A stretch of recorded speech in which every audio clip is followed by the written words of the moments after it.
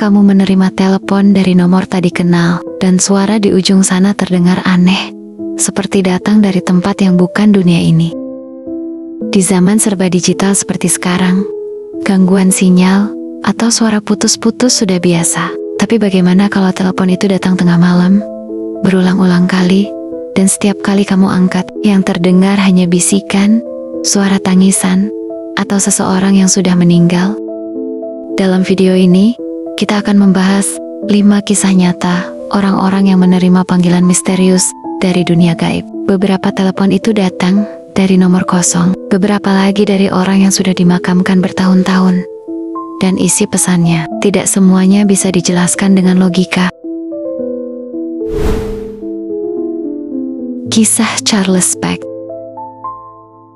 Pada 12 September tahun 2008, sebuah kecelakaan kereta api tragis terjadi di California, Amerika Serikat. Kereta Metrolink menabrak kereta barang Union Pacific di Chatsworth. Dari 225 penumpang, 25 orang tewas, termasuk seorang pria bernama Charles Peck yang berusia 49 tahun.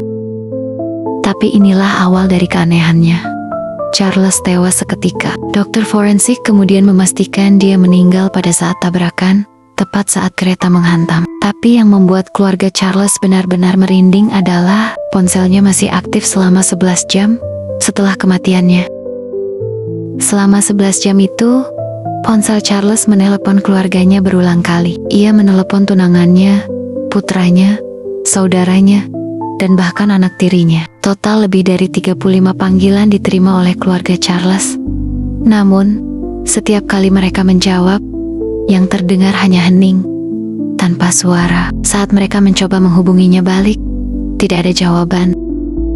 Tim penyelamat mencoba melacak sinyal ponsel Charles di reruntuhan kereta. Panggilan-panggilan itu terus masuk, membuat keluarganya berharap bahwa Charles masih hidup dan sedang berusaha meminta bantuan. Tapi mereka tak bisa menemukan lokasi pastinya.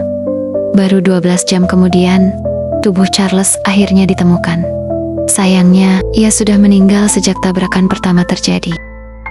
Pertanyaannya, siapa yang menelepon keluarganya selama 11 jam itu? Dan yang lebih misterius lagi, kenapa ponsel itu berhenti total setelah tubuh Charles ditemukan? Hingga hari ini, tidak ada penjelasan ilmiah yang bisa menjawab hal tersebut. Tidak ada bukti bahwa ponsel terkena air, tidak ada log panggilan keluar dari catatan operator. Seolah-olah seseorang atau sesuatu sedang mencoba memberitahu sesuatu dari balik kematian. Kisah Meena di India. Meena adalah seorang ibu rumah tangga berusia 33 tahun. Suaminya, Rajiv, bekerja sebagai sopir truk logistik jarak jauh. Mereka telah menikah selama 9 tahun dan memiliki seorang putri kecil berusia 6 tahun. Pada suatu malam, Meena menerima kabar yang mengguncang dunia kecilnya. Suaminya meninggal dunia dalam kecelakaan lalu lintas fatal di luar kota. Truk yang dikemudikannya terguling akibat remblong di jalan tol yang curam. Jenazah Rajiv dibawa pulang dan dimakamkan dengan upacara Hindu pada keesokan harinya. Setelah pemakaman, HP milik Rajiv yang rusak parah dan terbakar sebagian dalam kecelakaan dikembalikan ke keluarga. Kartu SIM-nya sudah tidak aktif. Tepat 7 hari setelah pemakaman, saat malam mulai larut dan Meena duduk sendirian di kamar bersama anaknya yang sudah tertidur, ponselnya berdering. Yang muncul di layar membuatnya tercekat. Rajiv memanggil. Seketika ia bingung dan takut. Ia tahu pasti HP itu sudah rusak, bahkan sudah tidak aktif. Tapi nomor itu muncul dengan jelas. Ia menatap layar selama beberapa detik, lalu mengangkat. Dari seberang, terdengar suara seorang laki-laki. "Meena, kamu baik-baik saja, jangan menangis terus." Suara itu bukan hanya mirip, tapi memang suara Rajiv. Nada bicara, intonasi, bahkan cara menyebut namanya. Semuanya sangat familiar. Ia menyebut nama anak mereka, menanyakan apakah anak mereka makan dan tidak menangis lagi. Panggilan berlangsung sekitar 36 detik sebelum tiba-tiba terputus. Meena sontak menangis histeris. Ia menelepon kakaknya dan menceritakan semua. Kakaknya meminta untuk tidak menjawab, jika nomor itu menelepon lagi, karena takut itu adalah gangguan roh yang belum tenang. Namun, Mena memutuskan untuk melaporkan kejadian ini ke operator seluler.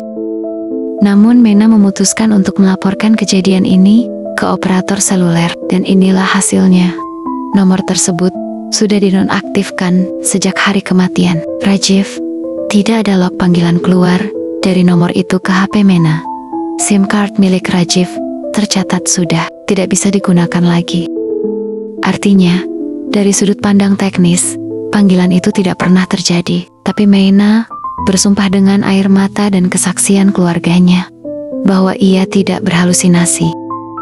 Banyak yang percaya Rajiv melakukan kontak terakhir dari alam gaib, entah sebagai bentuk perpisahan atau sekadar ingin meyakinkan bahwa keluarganya akan baik-baik saja. Setelah kejadian itu, Mena tidak pernah menerima panggilan lagi, namun ia mengaku mimpinya menjadi lebih tenang. Ia sering melihat Rajiv tersenyum dalam tidurnya tanpa kata-kata. Kisah Maria di Filipina.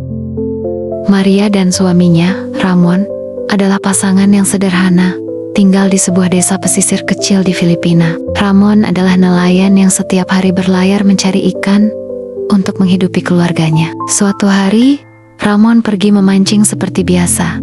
Namun badai mendadak datang saat dia masih di tengah laut. Hari-hari berlalu, tapi Ramon tidak kunjung kembali. Maria dan keluarganya sudah melapor ke pihak berwenang, tapi upaya pencarian tidak membuahkan hasil. Ramon dianggap hilang dan kemungkinan besar tenggelam di laut lepas. Maria merasa hidupnya telah hancur. Setiap malam ia termenung di depan telepon rumah mereka, berharap ada kabar baik. Suatu malam yang dingin, telepon rumah mereka berdering. Maria yang hampir putus asa mengangkat dengan suara gemetar. Di ujung telepon, suara suaminya terdengar jelas. "Maria, aku masih di sini." Suara itu lembut dan penuh cinta. "Jangan khawatir, aku akan kembali." Maria menangis terseduh-seduh, tak percaya apa yang baru saja didengarnya. Namun, ketika Maria mencoba menghubungi nomor tersebut kembali, telepon itu sudah tidak aktif. Nomor suaminya sudah lama dinyatakan tidak berfungsi karena kehilangan sinyal di tengah laut. Desa pun ramai membicarakan kejadian aneh ini. Banyak yang percaya suara itu adalah panggilan dari alam gaib. Ramon mencoba menghubungi Maria dari dunia lain untuk menguatkan dan memberinya harapan. Maria pun mulai menerima kenyataan bahwa meski Ramon tak lagi bersama secara fisik, cintanya tetap hidup dan menjaganya dari kejauhan. Telepon itu menjadi momen magis yang menguatkan hati Maria di masa paling gelap dalam hidupnya. Kisah Mark dan Jason di Kanada. Mark dan Jason sudah berteman sejak kecil. Mereka selalu berbagi suka duka dan melewati banyak momen penting bersama. Namun, suatu malam tragis di musim dingin tahun 2012, Jason mengalami kecelakaan mobil fatal saat pulang dari pesta ulang tahun temannya. Dunia Mark runtuh saat dia mendapat kabar duka itu. Beberapa hari setelah pemakaman, Mark merasa sangat kehilangan dan kesepian. Ia sering menatap telepon rumahnya, berharap bisa mendengar suara sahabatnya sekali lagi, meskipun sadar itu mustahil. Suatu malam, ketika Mark sedang duduk sendirian di ruang tamu, telepon rumahnya tiba-tiba berdering. Dengan ragu-ragu, ia mengangkat telepon itu. Di ujung sana, terdengar suara Jason, persis seperti sebelum kecelakaan. Suara itu tenang dan hangat, berkata, "Hey, Mark, jangan khawatir, aku masih di sini. Aku selalu menemanimu." Mark terpaku, jantungnya berdegup kencang. Ia hampir tak percaya dengan apa yang didengarnya. Suara sahabatnya itu hanya berlangsung beberapa detik, lalu telepon terputus dengan sendirinya. Sejak saat itu, Mark merasa seperti Jason tidak benar-benar pergi. Dia mulai merasakan kehadiran sahabatnya di berbagai momen sulit, seolah-olah Jason memang menjaga dan menuntunnya dari jauh. Kisah ini sempat menjadi bahan pembicaraan di komunitas lokal, yang percaya bahwa jiwa seseorang bisa berkomunikasi lewat cara-cara misterius, termasuk melalui telepon. Kisah Takashi di Jepang. Takashi adalah seorang pria muda yang tinggal di sebuah kota kecil di Jepang. Hidupnya berubah drastis saat adik perempuannya meninggal dunia dalam sebuah kecelakaan tragis. Sejak kepergian adiknya, rumah yang dulu penuh tawa kini dipenuhi kesunyian dan duka yang dalam. Suatu malam di bulan Desember yang dingin, ketika salju mulai turun dengan pelan, Takashi terbangun oleh suara dering telepon rumahnya. Jam di dinding menunjukkan pukul 3 pagi, waktu yang sering dianggap sebagai jam setan, ketika batas antara dunia nyata dan dunia gaib paling tipis. Dengan langkah berat dan hati yang berdebar, Takashi mengangkat gagang telepon. Namun, yang terdengar bukanlah suara manusia biasa. Suara itu lembut dan halus, nyaris seperti bisikan yang menusuk tulang. Takashi, suara itu memanggil dengan nada yang familiar, tapi dingin dan kosong. Takashi segera mengenali suara itu sebagai suara adiknya. Tapi ada sesuatu yang aneh. Suara itu tidak hangat, seperti yang ia ingat, melainkan penuh kesedihan dan kedinginan. Takashi, tolong aku. Jangan lupakan aku, bisik suara itu berulang kali. Takashi berusaha membalas. Suaranya bergetar. Adik, apa itu kamu? Apa yang kamu mau? Namun suara itu langsung menghilang begitu saja, meninggalkan keheningan yang mencekam di ujung telepon. Sejak malam itu, telepon rumah Takashi selalu berdering pada pukul 3 pagi. Sejak malam itu, telepon rumah Takashi selalu berdering pada pukul 3 pagi. Setiap kali diangkat, suara bisikan itu kembali, memanggil namanya, memohon pertolongan, dan mengungkapkan rasa takut yang dalam. Malam demi malam, suara itu semakin mendesak, seolah-olah ada sesuatu yang terperangkap dan tidak bisa pergi ke alam selanjutnya.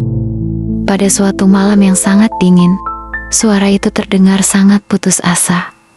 Aku terjebak di sini. Aku tidak bisa pergi. Tolong aku.